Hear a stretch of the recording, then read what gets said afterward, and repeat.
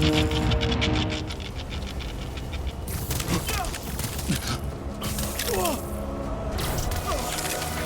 him!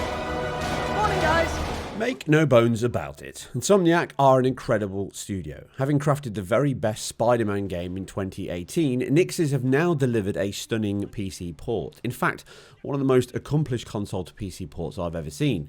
And after my review before launch, 2 further patches have landed between then and now. I can dive into that, including the Steam Deck and the most detailed analysis of all the PlayStation 5 modes compared to PC, PS4, Steam Deck, and even ye old Maxwell 750 Ti. Gets to swing in for some comic book action. Webby, steady. Go, Web! Up, up, and away, Web! Go! Go, Web, go! Nixxes have long since established themselves as one of the most technically accomplished porting studios in the business. Right from day one with their stunning Dreamcast port of Legacy of Kain Soul Reaver in 2000, improved and all done by one man. Founder Jürgen Katzmann. Jürgen grew from the vibrant, largely 16-bit demo scene in Europe, a common bedrock for many studios from the 80s and 90s. Here the entire port is in their proficient hands and supported directly by Insomniac. Led by their engine and tech teams, we have the foundations for a bright future of PS5 to PC ports. And if you are interested in some retro action, you can go and check out my Dreamcast videos, which actually covers more detail on that stunning Legacy of Kain port. Death would be a release next to this travesty. You did not survive the abyss, Raziel. I have only spared you from total dissolution. There's a saying that's very relevant when it comes to analysing game technology. It seems across the internet. I use it a lot in my job. Data rich, information poor. And this was a significant undertaking for the still relatively small studio in Nixxes, but it seems a lot of the information that's being pushed on this title is missing all of the information it quite clearly gives you. With the previous PlayStation God of War port taking that DirectX 11 path, it wasn't handled by Nixxes, the sheer amount of ray tracing present in Spider-Man meant that only Vulkan or DirectX 12 could suffice. The first step was to take the core engine and work on porting that to connect with the DX12 API, a process which would likely have taken months before any real visual output hit the screen, that elusive time to triangle. Once this was done, then the team would have had to have full support from Nvidia and AMD drivers to make them work, along with AMD and Intel CPUs. The complexity and overhead this adds to the PC platform cannot be understated, and it's why you hear me bang on about it right back from when I started this channel. The issues present were even noted in the review guide itself, with AMD CPUs and GPUs being areas that saw significant improvements right up to the embargo and continue. Ray tracing was updated to follow the DXR ray traversal, which favours Nvidia cards over AMD, and that's borne out by the results. In addition, they have asynchronized the PSO generation, enabling fast play from the menu and almost no shader compilation stutter, even when swapping to a new GPU and driver suite. Take note, many other developers here. The end result is we have received a port that maximizes the PC platform and is almost a perfect benchmark for your hardware and any bottlenecks due to the tight coupling of so many elements within. Something which has confused the majority of the PC testing market, as I've just alluded to. So let's break down some of the key areas as to what and why that is the case.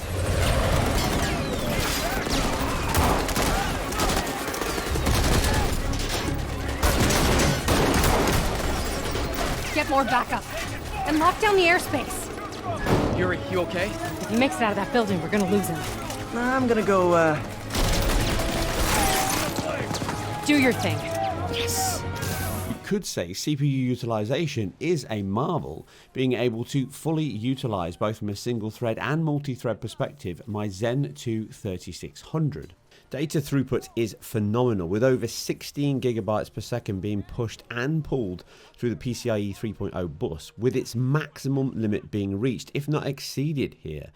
In fact, reducing the port to 8x artificially shows how much data throughput can actually be a bottleneck, with performance dropping by 40+% at certain scenarios, as that 8 GB per second limit is easily maxed out, and even the 16 GB limit can be reached when in full X16 mode, leaving the CPU and GPU stalling when it does. And this highlights my points back when the PS5 was announced and where PC will need to improve. And this is borne out by the results here. The engine has been built specifically around the PlayStation 5 requirements and pushing data through, and this even goes back to before the PS5. Consoles fundamentally have a very different structure and architecture, as I keep saying, and this comes down to another area, memory.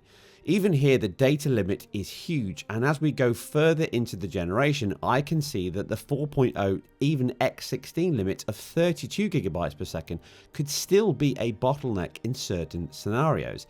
This is not an SSD issue, as within the PC space, the data needs to be in system RAM before it can be copied or other options within your VRAM, and worse still, shared between CPU and GPU workloads outside of the straight render targets. Again, go back to my videos before the PS5 even launched when I mentioned all this. This is what I'm referring to. I'm not trying to sound arrogant, but this is what happens when people confuse things at a very high level. You have to understand the lower level. What are your problems? And what we're seeing here is the fundamentals of the old rule I keep saying. You're only as fast as your slowest point. And here the SSD currently only needs to maintain around half a gigabyte per second, or 512 megabytes at most, to ensure data is ready. But even then, signs show up that the RX 6800 can be bandwidth or cache constrained, with lower bitmaps used even against the PS5, and the RX 6800 had 16 gigabytes of VRAM.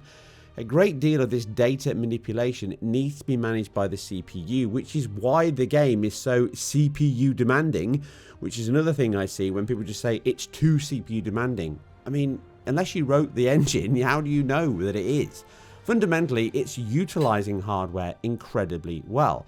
And as I said, this would happen. A significantly more powerful CPU will be required to achieve similar levels to PS5. And this proves it. The PlayStation 5 does not have all of this overhead within its UMA memory architecture, and this shows just how much work Nixxes have put in here to maximize the significantly different and varied architecture of the x86 PC platform, which certainly has and includes the amazing Steam Deck version. We were just about to call for backup. I think I'm it. Lead the way. We'll be right behind you. Heads up, boss.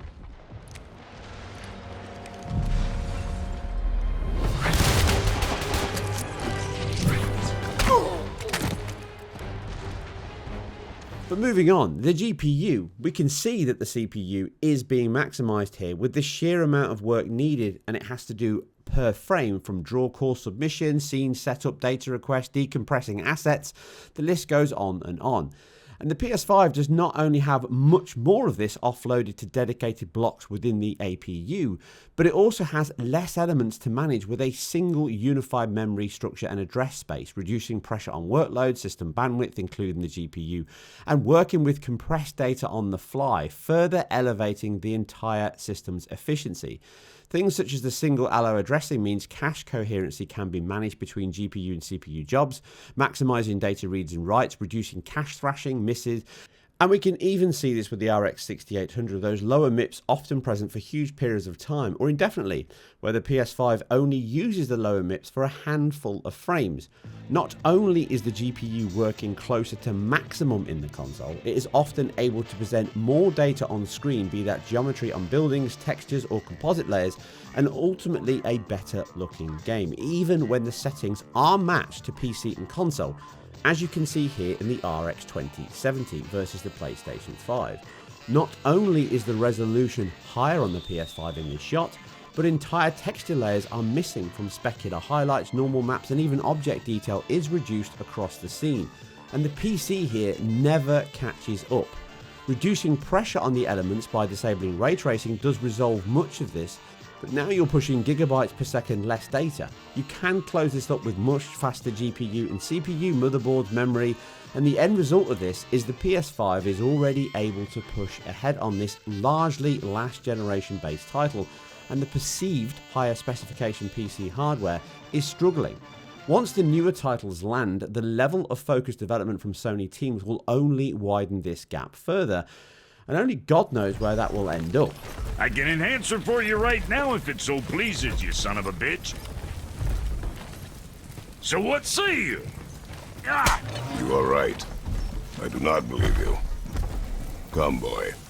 And I can see the comment section below now. The Sony fan talks rubbish, what does he know? Okay, so let's really test the console versus PC now. With all the patches applied, my overclocked RTX 2070 hits approximately 9.5 teraflops, and it easily competes with a decent 2070 Super at reference clocks. Again, my entire machine here is in the top 4% of all tested machines as per hardware benchmark. This includes the 2700 CPU, the 2.8 GHz DDR4 RAM and SSD the game is all installed on. No matter what anyone states, my machine reflects a well-built and configured PC that is better than the majority of 2070 Lite machines out there in the market. Not only that, it is stable with Spider-Man. Because the game is so well optimized for PC, it will also find any issues in your overclock as it gives no quarter. Again, reinforcing how capable Nixxes are in maximizing the hardware. My machine can play for hours and hours, and my Gigabyte RTX 2070 never skips a beat and it doesn't crash. If I bump it up past these clocks, then I can have the game crash. That's the point. I've seen people online moaning about the fact that the game's rubbish because it crashes my heavily overclocked machine and my other games don't. I mean, that literally is exactly what I'm talking about. No understanding of what's going on within the machines they own and the software that's written to run on them. So we can test that loading is arguably the same-ish. It's a few seconds out, it's not a huge amount, but that's not the issue. You can again see the errors I'm talking about where textures and assets takes much longer to load on PC even though the game started, because that's where it's minimizing it. All of that doesn't happen on the PS5. So it's loading less data in a longer period of time and it takes longer to catch back up, and at some points, including the 8GB RTX 2070, it never will. That's the first issue. Image quality is not equal. And as mentioned before, a faster CPU, faster RAM will help reduce this. And if you have the best quality CPU in the market, then this will be significantly quicker, both from a loading perspective, that 5.4 seconds will be down to very close to what you see on the PS5, and that texture streaming issue will be heavily reduced, not removed, but reduced. But again, you're talking potentially £500–600 plus CPU requirements to equal a £400 console.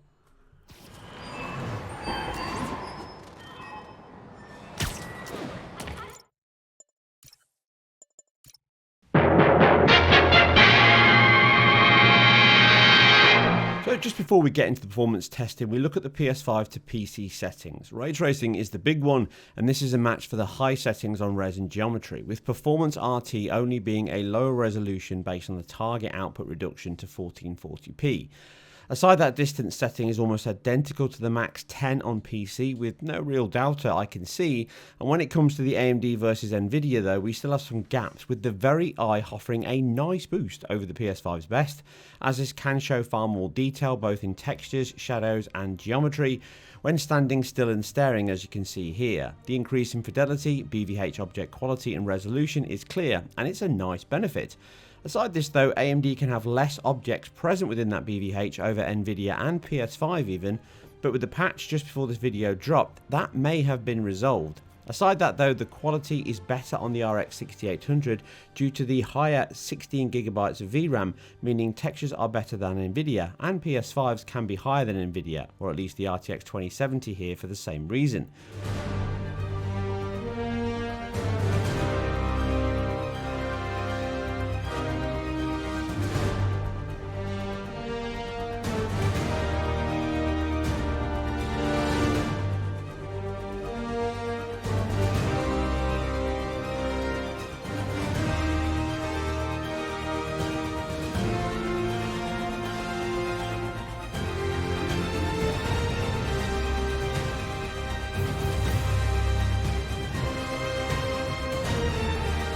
The impact from SSR to ray tracing on can be pretty high, 24% at 1080p here on my AMD card from off to on at the lowest setting of high and distance set to 1.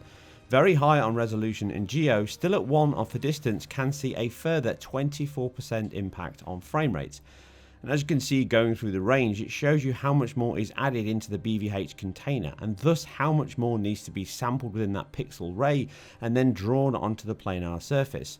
Going from very high 1 to very high 10 hits frame rates a further 35%, meaning from off to on you can more than halve your performance, and even more depending on your CPU. The final test is the SMT torque I've seen online. Again, like many of these things, it can end up being a placebo, and maybe some have seen some small boosts, but here on my Zen 3600 at 4.2 GHz max, SMT on and then SMT off, I actually lose 12%. And this will likely be even higher once I'm moving through the city.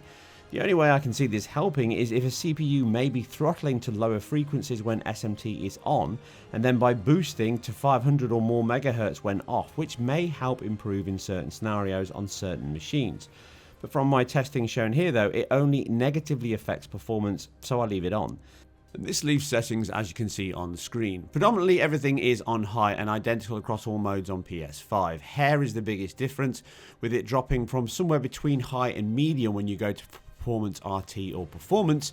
Depth of field is on high, the weather and atmosphere is on high because it uses all of that for the atmospheric scattering, the fog allocation and the light refraction across the cityscape. And then the only difference is resolution between performance RT, dropping to a 1440p ceiling and then a 4K dynamic resolution scaling on the other two options. This means that I've also set the ray tracing distance to 8. It's closer to 10 on both modes, but for the sake of argument and obviously the option here that they could be doing some specific tweaks on the console platform just to give it that best balance and to make sure I'm giving the advantage to the PC, I've set both tests to 8 and I set the hair to medium for performance RT and performance testing. That's it. This is what you get when you're trying to compare this against the PC settings and what we'll cover next.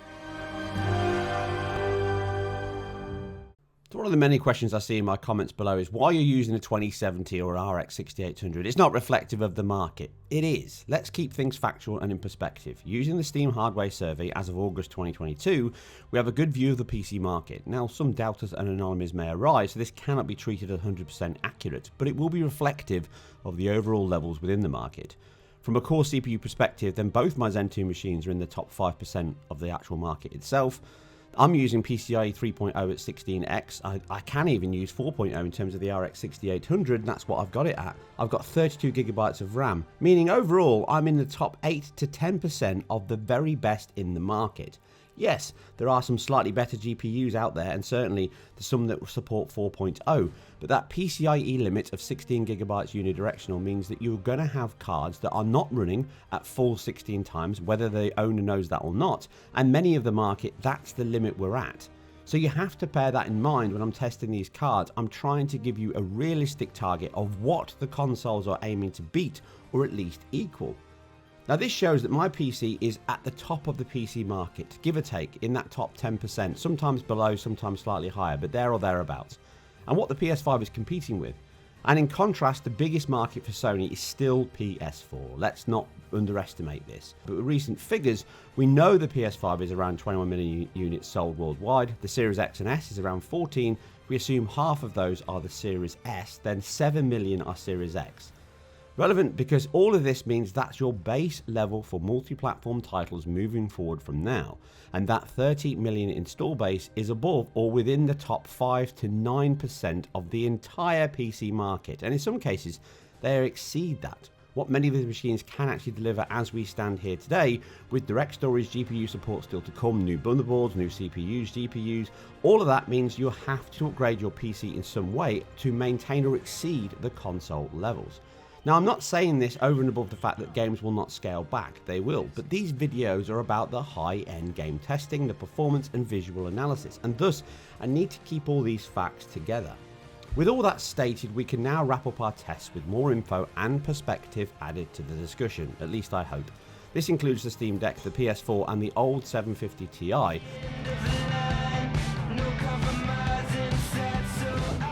Hey, fellas. So isolating these tests into chunks, the GPU test between PC and console comes down to the only mode that's not going to be CPU limited, at least with my 27 CPU. Here at a dynamic 4K with a 30 FPS target just like PS5, which can in heavy and rare sections hit a 1584p low, but also hit a full 2160p very often at a capped 50 FPS in the VRR mode. This overclocked RTX 2070 has the same scale, but it falls lower in both resolution and frame rate, somewhere just below or around the 1440p level, with specific moments during the real-time cutscenes and even combat being 60% faster on PlayStation 5, along with better visual output, better textures and higher resolutions as I've covered. Some sections can push above the PS5 cap, although these are fleeting during the tests. On average, which you can always see in my real-time analysis tool, the PS5 is some 30+% faster than this 2070 super level GPU, meaning it is operating around the 2080 3070 level of performance, just as I stated in my IGN video and my previous Death Stranding comparison. The patches have improved many things here, but that's around the lows and the averages and all the issues that crop up. Overall, I would assume in side-by-sides, the 3070 would be between 5, maybe 10% faster with an equal resolution gain. But in reality, that is practically identical in the real world, but still leaves the PS5 within that segment on this title in this mode. The surprise here is the ray tracing element. They should heavily favour the Nvidia machine, so this is actually a bigger gap than it should be beyond pure rasterization performance. Also note that this is the only mode where we are almost exclusively GPU bound, as even on this GPU, and I expect the same story on the PS5, we become CPU and or memory bound in the other two modes.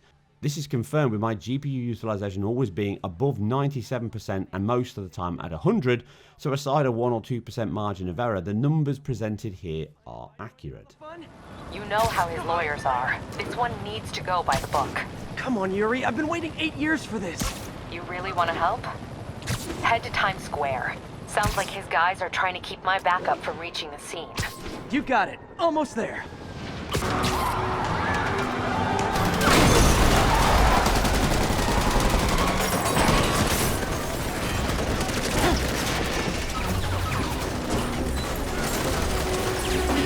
Backup! 1032, Times Square. Officers under fire.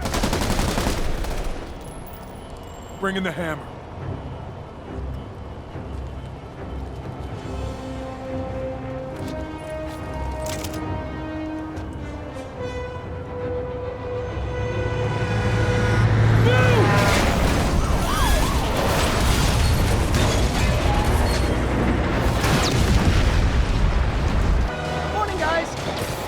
Their hot, fresh cup of bodily...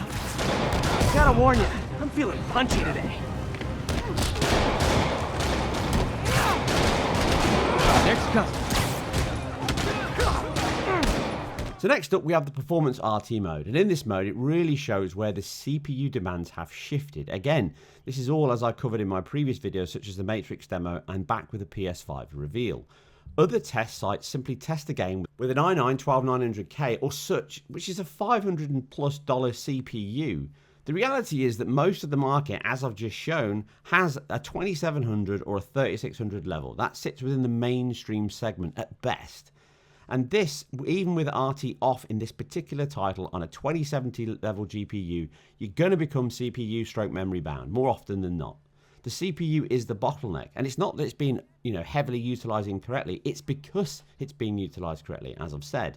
We also need to keep in mind that traveling through the world at speed is the big thing here for this game and most games. You don't stand still.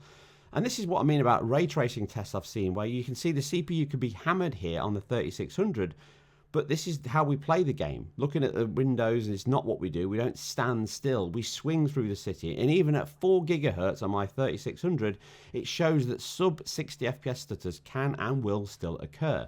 And these are worse still on the 2700 as it has worse latency impact than the 3600. A big factor here in the data use and cache utilization, as I've covered. Thus, you need a much faster CPU than any of these to close the gap to PS5, and this will not get any better, only worse.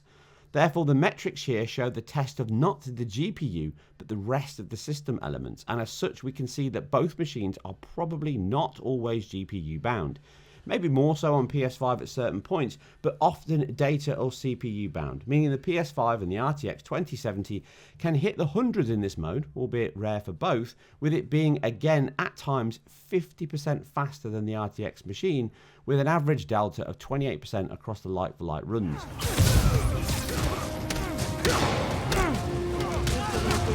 This doesn't look good. Performance mode on the PS5 can go to 4K and drop down to 1440p. To remove any argument, I've just fixed the RTX 2070 at 1440p. It doesn't even need to scale up, but it's irrelevant. Like I say, most of the time, even in this mode, you're going to become CPU bound.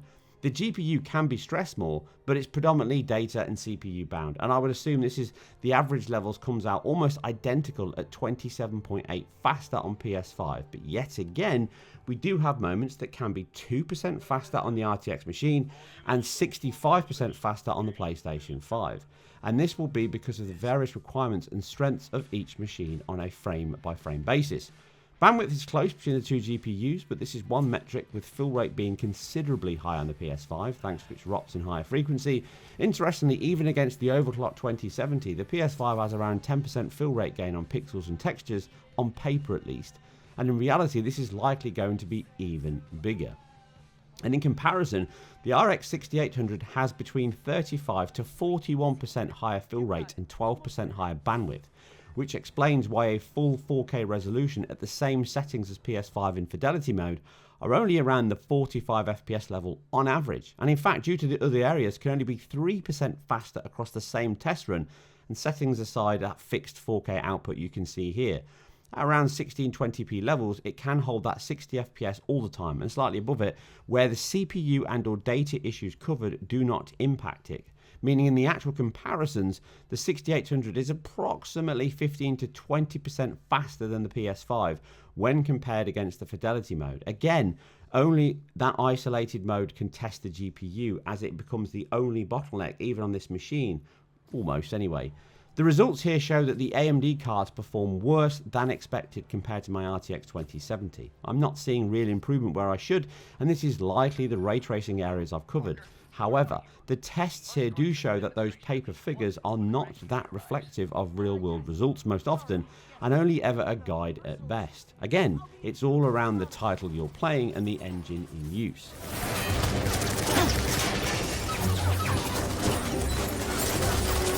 We need more backup! 1032, Times Square, officers under fire!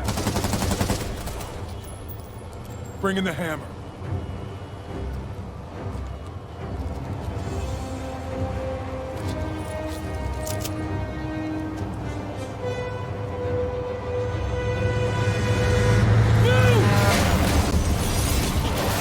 Moving on from the higher end, let's take a look at the lower end, and indeed the spiritual Switch 2, but significantly better on your bank balance, not to mention more powerful. The Steam Deck and how it actually compares to a nigh on 10-year-old PlayStation 4 console, albeit that is based on the original 2018 release. Again, the changes made here are not transformative, but artistic and maybe some technical elements. Mostly Peter's model, shifted lighting, colour tones, material updates, but not a night and day transformation. Ray tracing is the single biggest addition, but that is off the cards for the Steam Deck anyway. What we have is again the old subjective area where the old one may look better. Certainly in shading and shadow it is darker and less comic book than the original. But I think enough is similar, including the real-time cinematics, the animation and skinning systems, the timing, combat traversal and LOD all offer very similar levels, specifically on a non-SSD powered PS4, and it does an excellent job here. One caveat is, as per my original review back then, the Pro was dynamic, and I stated the PS4 may also be. Again, I cannot count any sections below 1920 by 1080p here, including shots in real-time cinematics cut in the scene where it's 720p on the Steam Deck and the 750 Ti when dynamic resolution is turned on, and it's still 1080p here. But if it does run DRS, then 90% of the time it's 1080p, and it will only drop slightly from that anyway. With that in mind, the 1.6 teraflop Steam Deck does a great job of delivering console-like performance of 2018 in handheld form, with some obvious cutbacks. Resolution is clearly the biggest, with the DRS 1080 often being, as I said, that 1280 by 720 sweet spot for this machine, and really its target. Textures can be the same high settings, but hair quality, shadows, depth of field, LOD all need to be set to low, with hair being very impactful in cutscenes, as you can see here. And obviously, it's better in the updated remastered version because it's using the strand system, so that is an impact, although be it is pushing far higher resolutions and depth of field and other effects on the PS4, so it's a bit of a wash, but we'll cover that more in the 750 section. The 900p version here has that excellent Insomniac hairspline technology at medium, and that's close-ish to the PS4's level setting, but that can cause 30+% drops from that 1080 DRS mode, which is identical, aside the hair is now set to low, which really helps performance out on these lower machines. As such, my recommended settings as shown here are what you should set with that 1080p DRS to get close to the PS4 level. Close enough to give you a great image quality here, as what you can see with that 30 FPS cap dropping beneath at certain points, but the CPU is more than enough to travel through the city at speed with no hitches longer than 50 milliseconds, meaning it feels smooth almost all the time. Cutscenes can dip at times, but then they can also dip very briefly on the PS4 as well, but a worthy sacrifice for a brilliant port. And what really highlights how great the PC port it is overall. Using Vulkan DX wrapper, compiling the shaders up front, possible due to the console-like environment it is, i.e. fixed hardware, this shows how well the engine scales and just how great Nixxes have been on the port across the entire market segment, and how scalable and well built the entire technology stack is from the Insomniac team. Simply amazing.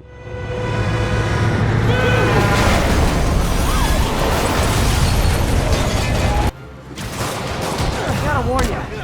I'm feeling punchy today. Next time.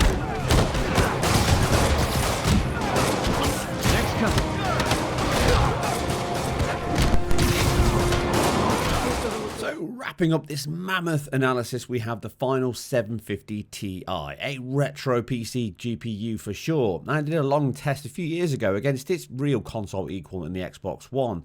And that card was never close to the PS4, and it could suffer very much on certain titles, even against the Xbox One. Sure, some games ran well on it, better than consoles, ones that maybe did not tailor too much to the console benefits, which is perfectly fine and more than standard. But here the port quality and scalability shows you how great it is. An equally old GPU with only 2GB of VRAM runs this game superbly. Yes, textures and also bitmaps are often very low in places. It can dip in action and cinematics under the 30 FPS maximum, even at 900p DRS, but overall it is the full console experience on this very old hardware. I did not have time to test this with the old FX 8350 CPU that really comes with a build of that time, but I'm sure the performance shown here would be worse during traversal.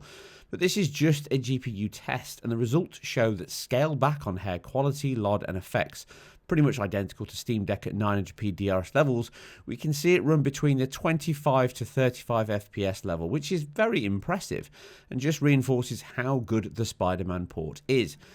Specifically the VRAM usage, which is superb from such a low level here. For example, this is how an Xbox exclusive game runs on this card within the same 2GB limits. Gears of War 5 or Gears 5 really looks terrible. Assets look horrible, image quality is way below that of the base Xbox One, and the 8350 here does a great job of still hitting 60 FPS often. Let's not even get into how Red Dead 2 looks, which can often crash out due to memory issues, and certainly leaves a view of this magnificent game that is best forgotten. I show these to highlight that Nixxes have taken the incredible work from Insomniac and, pre-launch, just after some hiccups aside, have delivered on one of the most proficient, stable and above all technically accomplished console to PC ports to date. For such a vast undertaking with significantly different architecture and challenges I detailed at the start of this video, they have set the benchmark for future ports to be very high indeed. And the 750 Ti really is tantamount to that. Yes, it's significantly worse than the PS4. It's got lower effects, lower quality, and it still performs with low resolution and performance overall, around 30 to 40% slower than the PS5, just on performance alone, let alone the other caveats. But it's still an incredible way to play Spider-Man on a PC that is now almost 10 years old, and that is what you call keeping the widest range within your marketplace.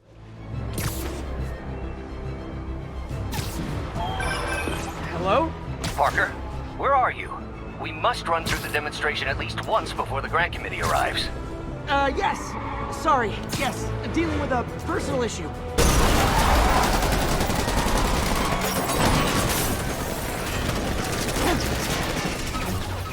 What's my final thoughts then? Well, I'm sure some things should and can still be improved. The map loading across Nvidia and more so AMD should be faster than it is. Certainly on a 16GB modern card like this, we shouldn't be seeing such long delays in materials loading. Some issues still remain on the HBO effects, although some of those have been improved very recently just before this video wrapped up. The post-release code still highlighted a weaker image than the PS5's SSO, which is the preferred setting even now. Ray tracing on AMD's can and should be better, with some issues on the BVH sampling still, but the quality increase on detail and resolution can be very nice over the PlayStation 5 mode at times, which offers a nice boost for that PC space. Do I think this sets the future for all PC machines and games compared to PlayStation 5? No. I think this shows where and how it can be and backs up what I said before the PlayStation 5 launched. We will see more titles hit PC after they have a healthy life and lead time on PlayStation 5 complete. And where these are big first-party titles like this, I do expect to see similar if not larger gaps from the same hardware. I also look forward to the PC space improving and offering more in the coming months. You can still equal the PS5 and better it today on PC, but the requirements for that, as I've just covered in detail, are much more than many would have first thought, and the single biggest takeaway from this is the CPU performance levels in consoles are going to make doubling performance on PC a very difficult task, aside from those with very deep pockets. Which brings us back to the PC markets as it's always been. You power past whatever restrictions you might have. Anyway, that's it for another deep dive into game technology, and obviously this one took a while to come out, but as you can imagine, this was quite a mammoth undertaking. And remember, if you like what I do here, I am completely self-funded and independent, and I do this as a part-time gig, but you can help by liking. That really helps YouTube algorithm, subscribing to the channel, commenting down below, and if you can, any pounds and dollars via my Patreon really help. But I'm out, but I'll be back very soon with either here or IGN with more deep dives. I'll catch you on the next one.